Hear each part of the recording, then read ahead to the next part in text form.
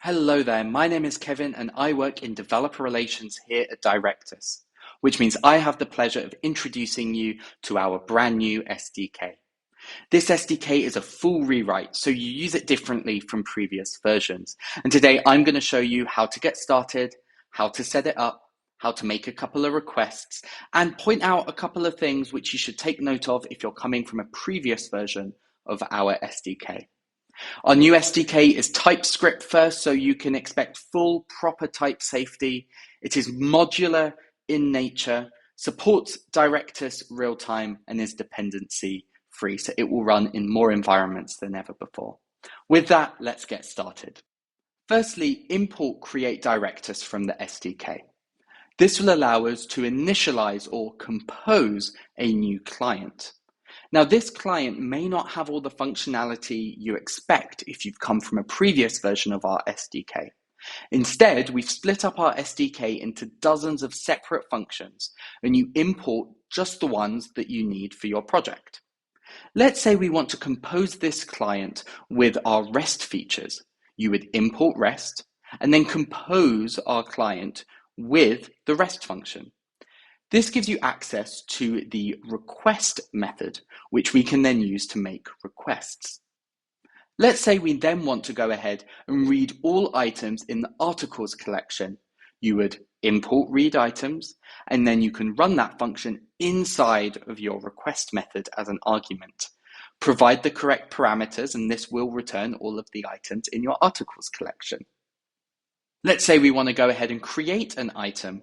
We go ahead and import create item, and once again we can put that inside of your request method. With the correct parameters, this will go ahead and make a create request. You can find SDK snippets for all of the endpoints that Directus offers directly in our API reference. So whether you're looking to create users or log users in to receive access tokens, whether you're looking to manage your items, files, folders, flows, or anything else, you can find working snippets directly in our documentation. Now, if you're using TypeScript, you also have to provide a schema when creating or composing the Directus client. And this schema provides definitions for all of the collections that you're going to use in your project and provides both type hints on input and completion on output. So here's an example of what that looks like. You see here we are defining an articles interface, then the schema, and then we pass that schema in when we create the client. One final thing I want to just draw your attention to is how we handle nested relational fields inside of a query.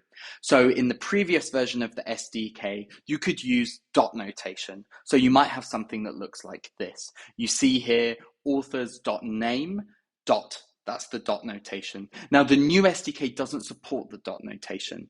Instead, you would provide an object which provides the collection name, authors, and then the fields which you want to grab.